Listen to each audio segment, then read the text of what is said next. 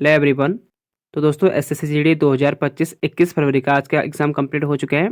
इसमें हम देख लेते हैं आपके first second and third shift के जीके के क्वेश्चन क्या पूछे गए थे, जिसका एग्जाम होने वाला है। यानी अब तो सिर्फ आपका एक ही दिन एग्जाम बचा है 25 तारीख को, जिसका 25 को एग्जाम होने वाला है उसके लिए इंपॉर्टेंट वीडियो रहेगी। और जिसका एग्जाम हो चुका है आप अपना आंसर लगा सकते हो आपके जीके में कितने क्वेश्चन सही हो रहे थे। ठीक है, पहले यहाँ पर रहेगा आपका फर्स्ट शिफ्ट के क्वेश्चन रहेंगे, कहाँ तक रहेंगे आपको बताऊंगा मैं। और अगर आपको उसका पीडीएफ चाहिए होगी जिसका आगे एग्जाम होने वाला है, या आपका आरपीएफ कांस्टेबल का एग्जाम होना है, तो उसके लिए भी महत्वपूर्ण रहेंगे। कमेंट में पिन कर दूंगा, वहां से आप डाउनलोड कर लेना। ठीक है, तो पहला क्वेश्चन है, राष्ट्रपति से संबंधित अनुच्छेद कौन कौन से हैं। तो what are the article related to the president. तो प्रेसिडेंट के जो आर्टिकल उल्लेख किए गए हैं 52 से लेकर 62 तक के किए गए हैं। नेक्स्ट क्वेश्चन है फिर, 2023 में डॉक्टर तमिलसाई सुंदरराजन कहाँ के उपराज्यपाल थी। तो ये थे पुडुचेरी के। ठीक है, doctor Tamilisai Soundararajan was the lieutenant governor of where in 2023 का 2023 का पूछेगा। ठीक है, तो उस वक्त ये थे। अभी तो खैर अभी आपका बदल चुका है, ये देख सकते हो आप। ये मैंने इसमें रख रखा है 28 राज्यों और 3 केंद्र शासित प्रदेश के मुख्यमंत्री और राज्यपाल। ये भी आपके दिसंबर 2024 तक के अपडेट है। ठीक है, 2024 तक के आपको इसमें सभी देखने को मिलेंगे। नेक्स्ट क्वेश्चन है फिर, खेलो इंडिया यूनिवर्सिटी गेम 2023 में पंजाब ने कितने पदक जीते हैं। तो how many medal did Punjab where in Khelo India university game 2023 में। तो 69 पदक जीत रखे, इसमें से 26 स्वर्ण, 27 रजत और 26 यहाँ पर ब्रॉन्ज मेडल हैं। ठीक है, पंजाब यूनिवर्सिटी ने पदक तालिका में शीर्ष स्थान हासिल किया है। अगला क्वेश्चन है, 20 सूत्रीय कार्यक्रम की घोषणा किस पंचवर्षीय योजना में की गई थी। In which 5 year plan the 20 point programme was announced. तो 5वीं पंचवर्षीय योजना में की गई थी और 1975 में शुरू की थी। ठीक है, 1975 में। और जो 5वीं पंचवर्षीय योजना थी ये 1974 से 78 तक ही चली, लेकिन 5 वर्ष से पहले ये कंप्लीट हो चुकी है, यानी समाप्त हो चुकी थी, क्योंकि उस वक्त पार्टी बदल चुकी थी। नहीं तो इसे 79 तक होना था, लेकिन ये नहीं हुई, ये सिर्फ 40 साल चली। तो ये 74 से 78 के बीच में चली थी। ठीक है, 5वीं पंच ये क्वेश्चन पूछा गया था, 20 सूत्रीय कार्यक्रम की घोषणा कब की थी। 1975 में की गई थी। तो ये 5वीं पंचवर्षीय योजना उस वक्त लागू थी।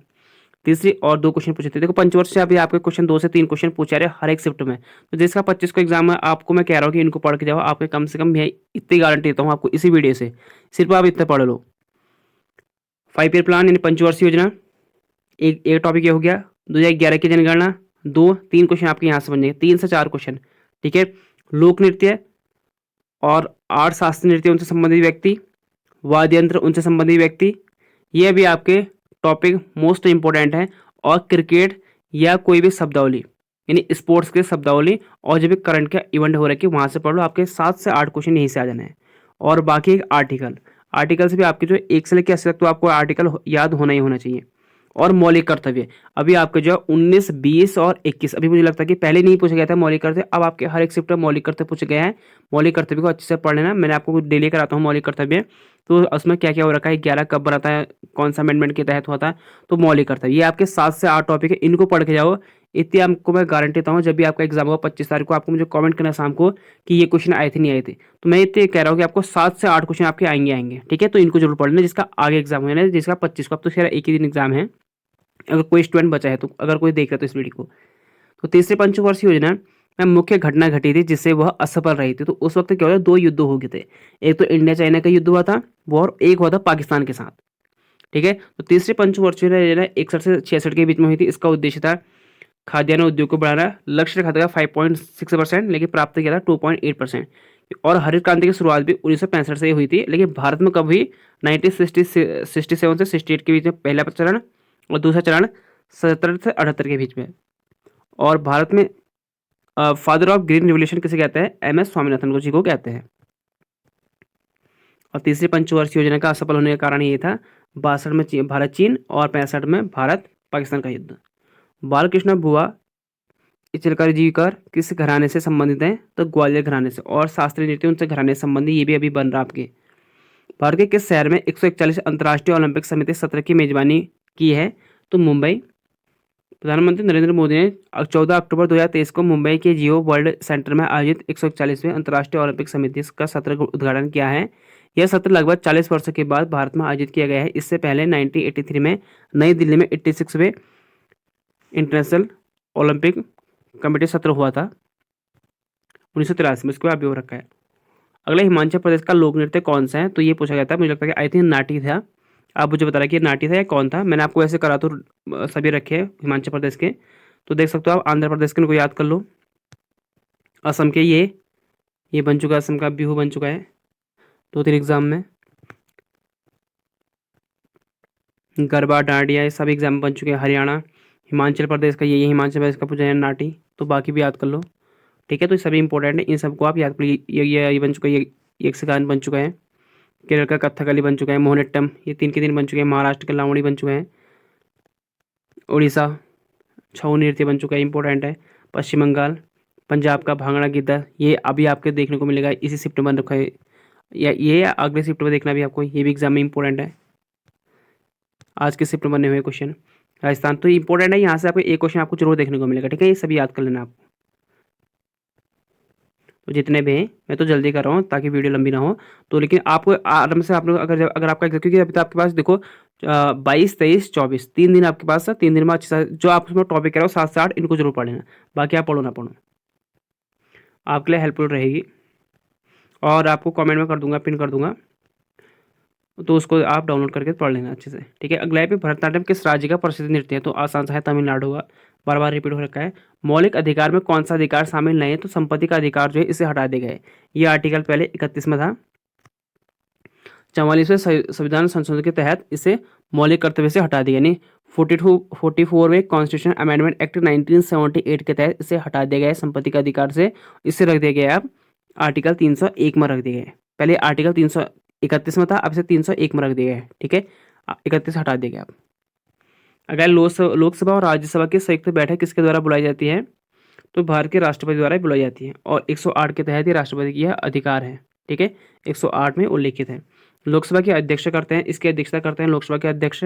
लोकसभा के अध्यक्ष अनुपस्थित लोकसभा के उपाध्यक्ष करेंगे। अगर अध्यक्ष अनुपस्थित होता है यानी अब्सेंट, लोकसभा के उपाध्यक्ष के अनुपस्थित राज्यसभा के उपसभापति करेंगे। अगर उपाध्यक्ष भी अनुपस्थित हैं, अगर अध्यक्ष अनुपस्थित है तो लोकसभा का उपाध्यक्ष, अगर वो भी अनुपस्थित है, वो भी अब्सेंट है, तो फिर कौन करेगा, फिर करेगा उसके बाद राज्यसभा का उपसभापति। उपसभापति कौन होते हैं, भारत के उपराष्ट्रपति होते हैं। अगर उपरोक्त सभी अधिकारी मौजूद नहीं हैं, तो संसद का कोई अन्य सदस्य दोनों सदनों की सहमति से अध्यक्षता कर सकता है। यानी अगर ये भी वहां पर उपलब्ध नहीं है, तो दोनों सदनों के संसद में जो सदस्य होंगे उनके सुझाव से फिर कोई भी एक को वहां पर मतलब बैठाया जा सकता है। लेकिन ऐसा तो होता नहीं, खैर कोई ना कोई तो मिल जाते हैं। भारत के पड़ोसी देशों में किसका जनसंख्या घनत्व भारत से अधिक है, तो बांग्लादेश का है। किसमें, जनघनत्व में। ठीक है, पॉपुलेशन डेंसिटी में। सिंह महोत्सव उत्सव भारत के किस राज्य में मनाया जाता है, तो ये गोवा में मनाया जाता है। इंपॉर्टेंट है, आपको बार बार कराता हूँ तो इसलिए कह रहा हूँ, इनको जो आपको ये करा रहा हूँ एक्स्ट्रा पॉइंट, ये इंपॉर्टेंट है। बाकी तो खैर आप क्या ही कहूँ, आपके अब लास्ट टाइम बचा है एग्जाम में, तो इस सबको आपको याद करना है। ठीक है, मैं जल्दीबाजी करूँ तो आपको देखना है, आपको आराम आराम से देखना है। उत्तर प्रदेश, फिर अगला क्वेश्चन है अब आपके सेकंड शिफ्ट का आगे। ठीक है, फर्स्ट शिफ्ट कंप्लीट हो चुके हैं, अब आपके सेकंड शिफ्ट के हैं। सेकंड शिफ्ट का पहला क्वेश्चन पूछा गया है, खेलो इंडिया यूथ गेम 2023 किस राज्य में आयोजित हुए थे, तो इन which state were the Khelo India youth game 2023 held, तो चेन्नई में किए गए थे, चेन्नई तमिलनाडु में। और महाराष्ट्र इसमें टॉप में था, 161 मेडल जीते थे। और 2025 में होगा ये बिहार में। भारतीय संविधान में मूलभूत कर्तव्य यानी फंडामेंटल ड्यूटीज किस अनुच्छेद में दिए गए हैं, तो अनुच्छेद 51 के ए में दिए गए हैं। ये देखो, जब हमारा संविधान लागू हुआ था तब ये नहीं था। ठीक है, ये बना था 42वें कॉन्स्टिट्यूशन अमेंडमेंट एक्ट 1976 1976 के तहत इसे जोड़ा गया था मौलिक कर्तव्य। उस वक्त सिर्फ 10 थे, बाद में 86वें संविधान संशोधन के तहत 2002 में फिर शिक्षा का अधिकार भी इसमें जोड़ा गया था। भारत में यूनेस्को साइट मुडिएटुटी किस राज्य में है, तो मुडिएटुटी तो ये हो जाएगा केरल राज्य में। भारत के सुप्रीम कोर्ट के जज को हटाने के लिए लोकसभा और राज्यसभा के कितने संसदों के हस्ताक्षर होने चाहिए, तो ये होने चाहिए majority of 2/3 of the member, यानी जो मेंबर होंगे वहाँ पर उसके 2/3 सदस्य का बहुमत होना चाहिए। हम्पी या हम्पी उत्सव किस राज्य से संबंधित है, तो एक कर्नाटक राज्य से संबंधित है। मौर्य, ये भी आपके रिपीट क्वेश्चन है, मौर्य राजवंश का अंतिम शासक कौन था, तो ये वृहद था। मौर्य वंश का ये 9वां सम्राट था। जैसे पहले कौन था, घनानंद था ना। घनानंद का अंतिम शासक कौन था, नहीं सॉरी, नंद वंश का अंतिम शासक था घनानंद। और घनानंद की हत्या किसने की थी, चाणक्य के साथ मिलकर चंद्रगुप्त मौर्य ने। तो घराना जैसे ही मरा तो चंद्रगुप्त मौर्य ने मौर्य वंश की नींव डाली, ठीक है। और मौर्य वंश का नवा सम्राट था वृद्धत। वृद्धत की हत्या किसने की थी? वृद्धत के सेनापति पुष्यमित सुंग ने, पुष्यमित सुंग ने, ठीक है, सुंग ने। और फिर मौर्य वंश खत्म हुआ तो मौर्य वंश के बाद सुंग वंश ने अपनी नींव डाली, यानी पुष्यमित सुंग ने। 1857 के विद्रोह के समय भारत के वॉइसरॉय कौन थे? Who was the viceroy of India at the time of revolt of 1857 हो सकते थे लॉर्ड कैनिंग। जिन जीवों को बच्चे पैदा करने के लिए अंडे देने होते हैं उन्हें क्या कहते हैं? तो उन्हें कहते हैं अंडर प्रजग, यानी ओप्रेसिस, ओप्रेस। श्रुति सांडोलकर किस घराने से संबंधित हैं? तो जयपुर अतरुली घराने से संबंधित हैं। खारे पानी का सबसे बड़ा स्रोत कौन सा है? What is the biggest source of salt water? तो महासागर या ओशन। नीति आयोग की स्थापना कब हुई थी? तो when was the NITI Aayog stabilise? तो 1 जनवरी 2015 में की गई थी। और नीति आयोग का फुल फॉर्म होता है national institute for transforming India. इसकी स्थापना हुई थी 1 जनवरी 2015 में और ये योजना आयोग को समाप्त करने के बाद लाया गया था। नीति आयोग भारत सरकार का प्रमुख नीति से संबंधित थिंक टैंक है जो निर्देशात्मक और नीतिगत इनपुट प्रदान करते हैं। और ये सरकार के लिए कार्यनीतिक और दीर्घकालिक नीतियों और कार्यक्रम को नीति तैयार करते हुए केंद्र राज्य तथा संघ राज्य क्षेत्रों के उपयुक्त तकनीकी सलाह भी प्रदान करता है। अभी इसके देखो अध्यक्ष तो होते इसके प्रधानमंत्री जो उस वक्त प्रेजेंट टाइम में हो। उपाध्यक्ष है इसके सुमन बेरी, सुमन बेरी। और इसके CEO हैं सुब्रमण्यम, ठीक है, RV सुब्रमण्यम। राष्ट्रीय सुरक्षा सलाहकार समिति कब बनी थी? When was the national security adviser committee form? तो ये की थी 1998 में की थी। अभी कौन है? अजीत डोभाल इसके वो कौन है? NSA है, नेशनल सिक्योरिटी एडवाइजर। किसी पंचवर्षीय योजना का उद्देश्य खाद्यान्न उत्पादन में तेजी लाना, रोजगार के अवसर में वृद्धि करना और खाद्य कार्य उत्पादित करना पर ध्यान केंद्रित करते हुए उत्पादक बढ़ाना था। तो ये था 7वीं पंचवर्षीय योजना में। ये हुई थी 1985 से 90 के बीच में हुई थी ये। रोजगार के अवसर को सृजित करना था, पर्यावरण संरक्षण को बढ़ाना था और प्राथमिकता थी ऊर्जा खाद्यान्न और लक्ष्य रखा गया था 5% और प्राप्त किया था 6%। नेक्स्ट क्वेश्चन है 2011 की जनगणना के अनुसार किस राज्य की जनसंख्या सबसे अधिक है? तो according to the 2011 census which state has the largest population?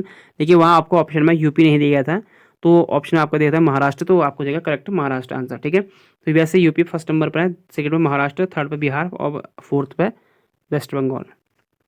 Bundi उत्सव किस राज्य में मनाया जाता है? तो ये राजस्थान में सेलिब्रेट किया जाता है। 2023 के प्रति व्यक्ति आय के अनुसार सबसे गरीब राज्य कौन सा है? Which is the poorest state according to per capita income of 2023? तो बिहार सबसे कम है, ठीक है। इसके बाद उत्तर प्रदेश और फिर झारखंड। मौद्रिक नीति का मुख्य उद्देश्य क्या है? What was the main objective of monetary policy? तो आर्थिक स्थिरता और विकास को बढ़ावा देना। इससे कुछ और उद्देश्य पे देख सकते हो आप, जैसे बाजार में कीमतों को स्थिर रखना, आर्थिक वृद्धि को बढ़ाना, बेरोजगार को कम करना, मुद्रास्फीति को नियंत्रित करना, अन्य मुद्राओं के साथ पूर्वानुमान विनिमय दरों को बनाए रखना, वित्तीय बाजार का व्यापक अर्थव्यवस्था को स्थिर रखना, ये सभी है, ठीक है। अब है थर्ड शिफ्ट का। आप देखते हैं हम थर्ड शिफ्ट में क्या पूछे गए थे। अगर दोस्तों अभी तक आपने वीडियो को लाइक और चैनल को सब्सक्राइब नहीं किया तो चैनल को सब्सक्राइब जरूर कर लें, ठीक है। और PDF आपको क्या रखा मैं आपको दे दूंगा, उसकी टेंशन मतलब जिसका आगे एग्जाम है उसके मतलब की रहेगी अब। या अगर आप RPF कांस्टेबल या आप आगे एग्जाम देने वाले हो, यानी अगर आपको लग रहा है कि यार 2000 मेरा 24 में नहीं हो पाएगा, 24-25 में, अगर आप 26 का एग्जाम देने वाला तो उसके लिए आपके लिए महत्वपूर्ण है कि अभी से तैयारी करना स्टार्ट कर दो। जो पैटर्न चल रहा है सेम आपको वैसे क्वेश्चन बनने वाला है आगे भी। 21 फेब थर्ड शिफ्ट अंतिम जैन तीर्थकर कौन थे? तो भगवान महावीर अंतिम तीर्थ जैन करते। आई थिंक मुझे लगता है कि इसमें मैंने इंग्लिश में नहीं किया है, चलो कोई नहीं। तो देख आप पढ़ लेना इसको। देखो उनका जन्म हुआ था वर्धमान में था, उनके पिता का नाम सिद्धार्थ और माताजी का नाम त्रिशला था। जब उनका जन्म चैत्र शुक्ल की त्रयोदशी को कुंडलपुर में हुआ था। उन्होंने अहिंसा, सत्य, अस्तेय, ब्रह्मचार्य और अपरिग्रह के सिद्धांतों पर विचार किया। उन्होंने पूर्ण ज्ञान प्राप्त करने के लिए 12 साल तक भटकना पड़ा था उनको, और उन्हें जीन के नाम से भी जाना जाता है, यानी जीन मतलब होता है विजेता, विजेता के नाम से भी उन्हें जाना जाता है। अगला फिर अबुल हसन राजा मियाँ कौन से वाद्य यंत्र बजाते थे? Which musical instrument did Abul Hasan Raja मेन प्ले? तो सरोद को बजाते थे। शिव कुमार शर्मा किस वाद्य यंत्र से संबंधित? देखो 2 क्वेश्चन बन चुके हैं यहाँ पर, तो इसलिए कह रहा हूँ कि इनको सबको पढ़ लेना, ये आपको मैंने सभी करा रखे हैं। तो संतूर से संबंधित है। भारतीय संविधान के बोलने की स्वतंत्रता कौन सा अनुच्छेद में है? Freedom of speech is the covered under which article of the Indian constitution? तो आर्टिकल 19 के ए में। कुछ और देख लेते हैं जैसे 19 के तहत कौन कौन से अधिकार होते हैं, जैसे मौखिक, लिखित, इलेक्ट्रॉनिक प्रसारण या प्रेस के जरिए अपनी राय व्यक्त करने का अधिकार ये आपके पास है। अपने विचारों विश्वासों को किसी भी तरीके से व्यक्त करने का अधिकार, शांतिपूर्वक सम्मेलन में शामिल होने का अधिकार, संघ या संगम या संघ यानी आप कहीं भी संघ बना सकते हो या कोई पार्टी बना सकते हो, ये भी आपका अधिकार है। भारत के किसी भी क्षेत्र में जाने का अधिकार यानी जम्मू से लेकर केरल तक कहीं भी जा सकते हो आप। भारत के किसी भी क्षेत्र में रहने का भी अधिकार आपको दिए गए हैं। 2021-22 में जारी मानव विकास सूचकांक यानी HDI ह्यूमन डेवलपमेंट इंडेक्स के अनुसार भारत का कौन सा पड़ोसी देश ऊपर रहा है? तो according to the human development index से release in 2021-22 which neighbouring country of India is ranking higher? तो रैंक इंडिया से ऊपर थी, तो वो थी श्रीलंका की। त्रिशूल पूरम उत्सव किस राज्य में मनाए जाते हैं? तो केरल राज्य में मनाए जाते हैं। कलामंडलम गोपी का संबंध किससे है? तो ये कथकली से संबंध है इनका। स्केटबोर्ड में कितने खिलाड़ी होते हैं? तो स्केटबोर्ड में होते हैं 5 खिलाड़ी। इसमें 5 प्लेइंग होते हैं यानी 5 खेलने वाले होते हैं। 45 मिनट का होता है। इसमें 5 मिनट की ब्रेक दी जाती है। मैच के दौरान अधिक गोल दागने वाले को विजेता टीम कहा जाता है। विश्व में मीठे पानी का प्रतिशत कितना है? What is the percentage of fresh water in the world? 2.5%। पहली पंचवर्षीय योजना का मुख्य उद्देश्य क्या था? What was the main M of the first 5 year plan? तो इसका था कृषि का विकास करना है, ये डेवलपमेंट ऑफ एग्रीकल्चर। पहली पंचवर्षीय योजना का कार्यकाल था 51 से 56 के बीच में, और इस पंचवर्षीय योजना के अध्यक्ष थे जवाहरलाल नेहरू। उपाध्यक्ष थे इसके गुलजारीलाल नंदा, और मॉडल था हेरन-डोमर। अब तो इसको खत्म कर दिया पंचवर्षीय योजना, अब तो नहीं चलती हैं। प्राथमिकता थी कृषि का विकास करना, और लक्ष्य रखा था 2.1%, और हमने प्राप्त किया था 3.6%। अगला क्वेश्चन है भी 2024 में वायुसेना के अध्यक्ष कौन है, यानी एयर चीफ मार्शल कौन है? एयरफोर्स के चीफ मार्शल कौन है? तो एयर मार्शल जो अभी है अमृतप्रीत सिंह है। 37वें राष्ट्रीय खेलों का आयोजन कहाँ हुआ था? जो 37वें चले थे, तो where were the 37 national games held? तो ये गोवा में किए गए थे, और अभी 38वें राष्ट्रीय खेल जो है 2024 में उत्तराखंड में चल रहे हैं। अगला भी हरित क्रांति का मुख्य उद्देश्य था।